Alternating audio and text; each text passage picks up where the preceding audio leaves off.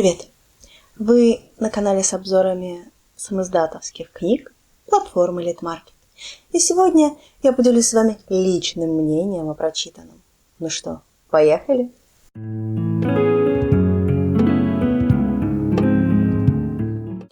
Книга опубликована на сайте Литмаркет в июле этого года.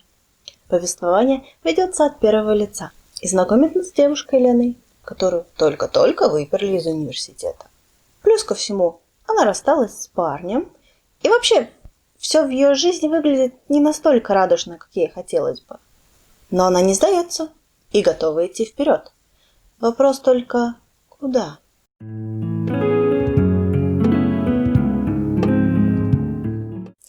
История начинается с галлюцинаций. Нет, не поймите меня неправильно. Лена ничего не пила, ничего не употребляла. Нормальная, здоровая девушка.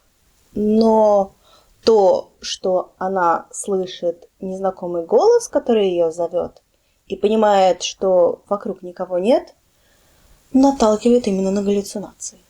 А потом они становятся более реальными. Внезапно на ее ноге появляется таинственная цепь, которую девушка никак не может снять, и ее начинают утаскивать. Понятное дело, что кто угодно впадет в панику. По ходу всего вот этого девушке предстоит, очень неприятная сцена с голубями. После чего ее реально затягивают в пруд, и она окончательно теряет сознание. Главную интригу произведения я бы выразила вопросом: когда жертва должна умереть? Ведь с самого начала именно такая роль и уготована нашей героине. Если оборотень съест ее плоть, станет сильнее. Если наделенный магией выпьет ее кровь, обретет вечную жизнь. А если Ирану в жены возьмет дракон, то на свет появится легендарный Орникс, наделенный могущественной силой, который проживет больше 3 веков. Как ни крути, а судьба у нашей Лены незавидная. Кстати, да. Мир, в который попадает Лена, называется Драккардией. И именно в Драккардии нашу Лену все почему-то называют Ираной.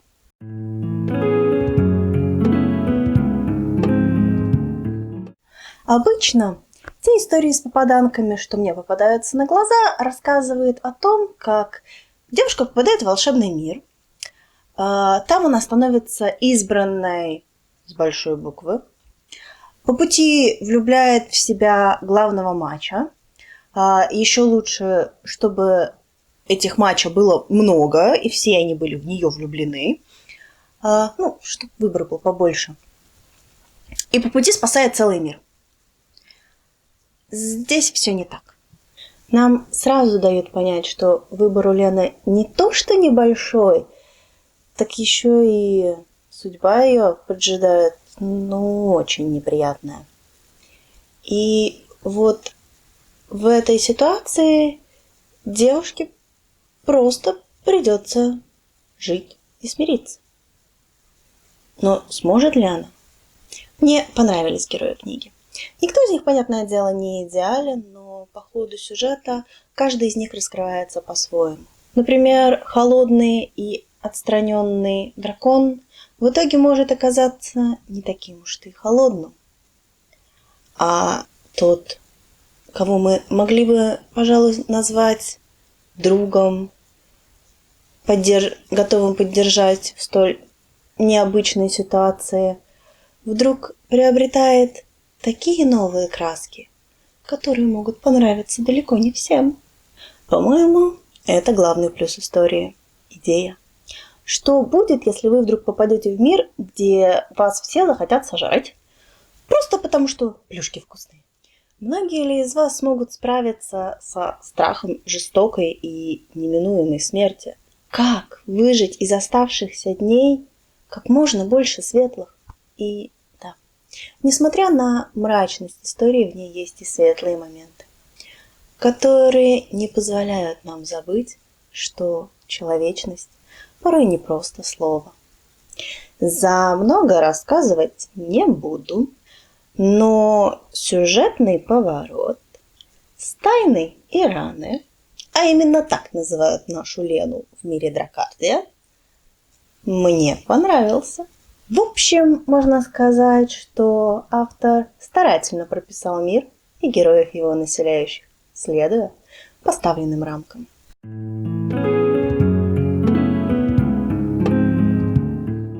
Хотите честно? Советую не заморачиваться на минусах. Я не могу сказать, что в произведении их нет совсем. Просто я не искала, я не нашла. Ну, и не забывайте, что все субъективно.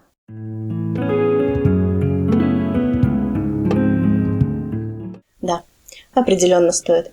История подойдет тем, кто хочет почитать что-нибудь новенькое в жанре попаданок. Здесь будут также переодевания, драконы, оборотни, колдуны и все, что с этим связано. Вот только ситуация, в которую попала наша Лена, далеко не типичная. Кстати, стоит заметить, что в Драккардии Ирану все считают королевой. Вот такая вот у нее компенсация за жестокую смерть. Но необычность далеко не единственное, чем книга может зацепить. Так что переходите по ссылке в описании. Если вас еще нет на Литмаркете, регистрируйтесь и читайте интересную историю «Невеста на убой» Таты Ризи. Главное, не забудьте поблагодарить автора за его труд. Если вы напишите хотя бы простое «Спасибо», плюсик в карму вам гарантирован. Благодарю за просмотр и помните, если книга идет с пометкой «Сам издат», это еще не значит, что она плохо написана.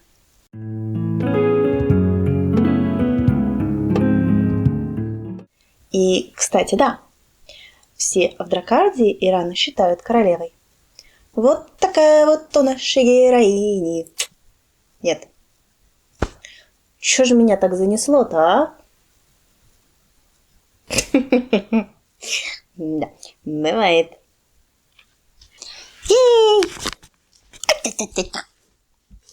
Ворчу как ведьма. Ха! Ух ты, 24 минуты. Тынь.